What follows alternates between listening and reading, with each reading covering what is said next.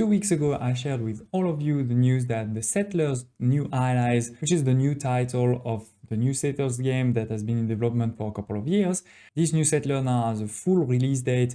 You may remember earlier in the year there was a beta, then a lot of backlash, and they sort of paused the release. Now the release is back on. It will come on the 17th of February 2023. So basically 2 months. In this video, I'll also recap everything that we knew and some news, so don't hesitate to check it in the video description below if you haven't seen it. But today we're going to talk about something else, which is, in my opinion, sort of the last secret of the game. We've already known for a long time that there's gonna be different modes. There is one campaign. I've actually played it in the technical test, so that's under NDA. I can't describe it too much to you. Then on top of it, we know that you can play skirmishes, similar to Age of Empire or games like this. You can play skirmishes both against AIs or online against other people. And from the start, they had also shared that there will be this third hardcore mode, but they never released any details about it. Today that changes. It seems we know pretty much everything about it.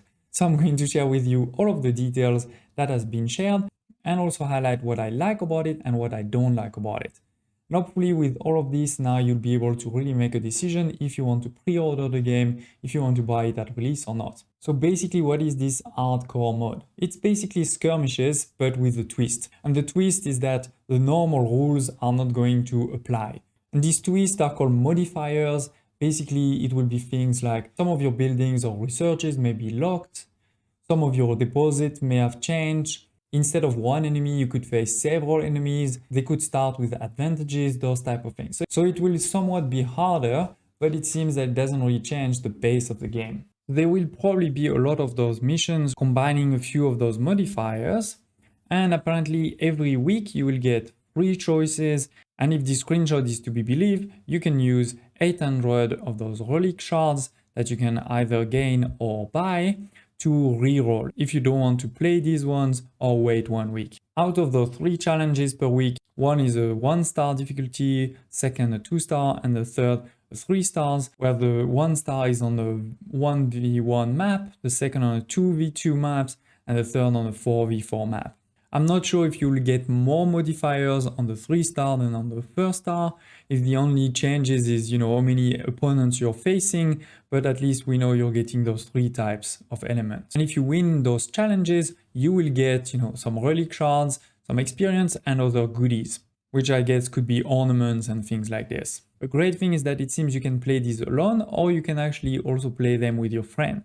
For example, a 2v2, you can play it with 1 friend against 2 enemies. But again, you can also play the 2v2 in 1 versus 2, if I understand correctly. In this screenshot here, you can see, for example, some of those modifiers like the Shrine, the Shady Tavern, the Arbor, and the Academy are locked. And these unavailable buildings can actually be unlocked via landmarks. So if you control some of the landmarks on the map, you may get access to those buildings. And I'm guessing there's probably, 1 landmark per, so it's either you or the enemy that has this landmark. And then enemies receive reinforcement after unlocking a building. So again, this is basically the base game, but with a few changes.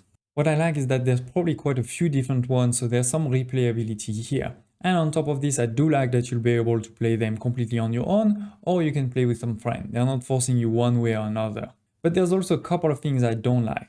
First of all, this thing of only 3 per week, then you need to pay to get more per week. I don't like that. The second thing I don't love, and maybe that's just me, and don't hesitate to share in the comments below your thoughts, but for me, an hardcore mode, what's really cool about it is to say, okay, I've beat it. So it's, for example, having a list of 10 challenges and being able to show that you've beat all 10.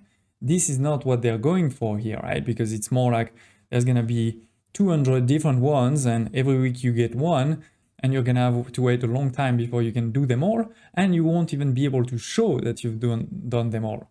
In one of my previous videos, I shared that I was a bit disappointed by the skirmish mode, where basically you don't really have a lot of options. You basically choose between the 3 factions and your map, and that's it. There's no sliders on difficulty or challenges. Well, that's basically the answer here. The hardcore mode is one of those settings. But if you are on the fence, if for example you were wondering between buying the Settlers or the latest Age of Empire, I think this new mod is definitely not gonna make a difference, right? There is a lot more that you can do in Age of Empire. I'd love to hear your thoughts, share in the comments below if this new mod seems interesting and if you're planning to buy the game. Thank you for watching and I hope to see you next time.